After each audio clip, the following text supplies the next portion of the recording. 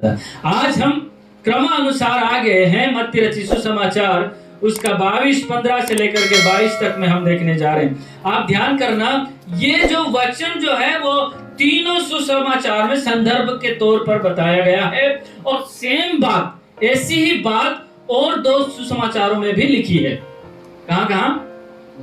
मरकुस का 12:13 से लेकर के 27 में और लूका 20 का 40 तक आप ये दोनों घटनाओं को देख सकते हैं। कैसर को कर देना, पुनरुत्थान और विवाह, ये बातें आप इन तीनों सुसमाचारों में देख सकते हैं। इनको कहते हैं संदर्भिक सुसमाचार। मैंने वही वचन वहां है, वहां दूसरी घटना नहीं है, वहां दूसरा बात नहीं है, वही वचन वहां लिखा हुआ है, लेकिन उसको लिखने वाले मत्ती, मरकुस, लूका अलग अलग रीति से लिखते हैं, अलग अलग रीति से लिखते हैं। आपको यहाँ मान लीजिए 15 वचन जब पढ़ते हैं वहां लिखा, तब फरीसियों ने जाकर के आपस में विचार किया कि उसको किस प्रकार बातों में फंसाएं।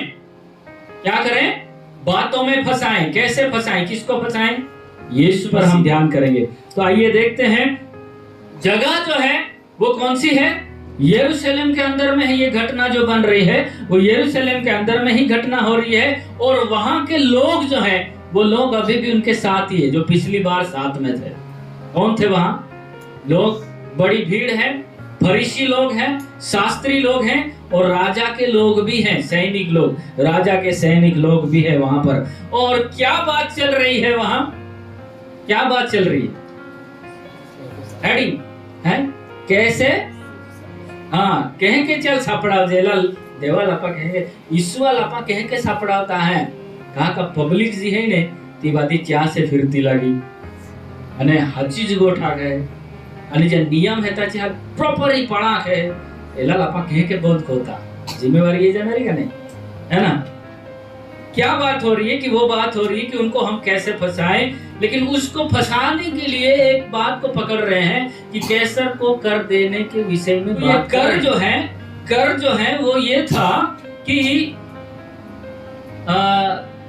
कैसर जो राजा है उनको अपनी जमीन का, अपने घर का और सारा जो माल मिलकत है उसका कर देना होता था।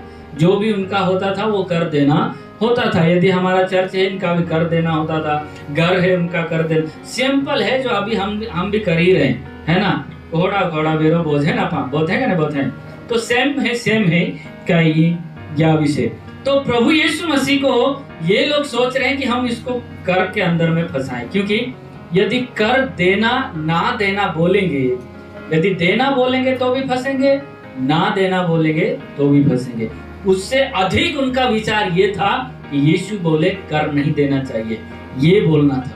यदि कर नहीं देना ऐसे बोलते तो किसके विरुद्ध हो जाते? सरकार के विरुद्ध हो जाते। किसके विरुद्ध हो जाते? राजा के विरुद्ध हो जाते। इसीलिए वो राजा के लोग उनको पकड़ करके ले जाते। तो यीशु के साथ ये वार्तालाप होती है।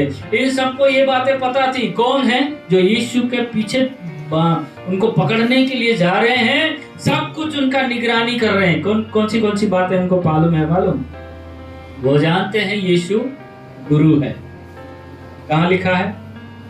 16 वचन पढ़ता हूं मैं, ध्यान से सुनना। अतः उन्होंने अपने चेलों को हेरोदियास के साथ उसके पास ये कहने को भेजा, हे गुरु, है ना। ये जानते हैं कौन है यीशु? गुरु है। कहता है गुरु हम जानते हैं कि तू सच्चा। तो दूसरी बात वो क्या है?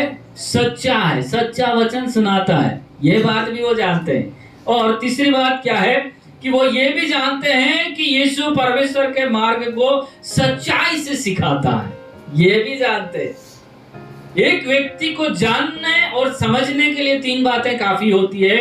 वो व्यक्ति सच्चा है तो आपको उनको फॉलो करना पड़ेगा।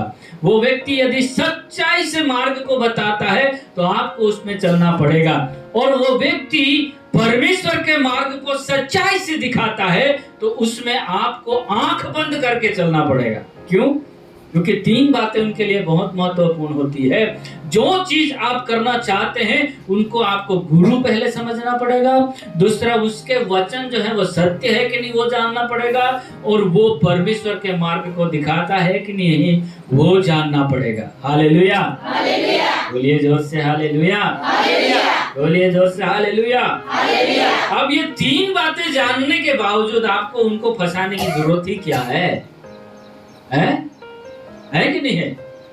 आपको उनके खिलाफ जाने की जरूरत ही क्या है कि वो आप सब जानते हैं वो गुरु है और वो सच्चा है और परमेश्वर का मार्ग सच्चाई से बताता है, तो आप उनके खिलाफ कावत्र क्यों कर रहे हैं कि उनको पकड़ने की योजना क्यों बना रहे हैं?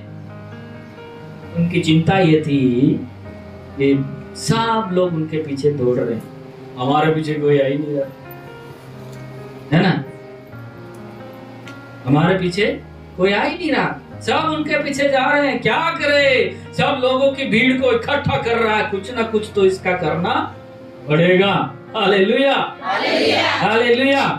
अब ये अच्छी तरह से पूछ रहे हैं, जहां कहीं जाए आपको ये भीड़ देखने को मिलेगी, ये बहुत सारे लोग हैं, ये भीड़ जो है ये भीड़ उनके पीछे बहुत रहती है। हालेलुया। हर जगहों में जा करके परमेश्वर ने लोगों का दुख दर्द को समझा और उनकी सेवा किया। कोई एजुकेशन की जरूरत सच्चा। हालेलुया, बोलिए जोर से हालेलुया।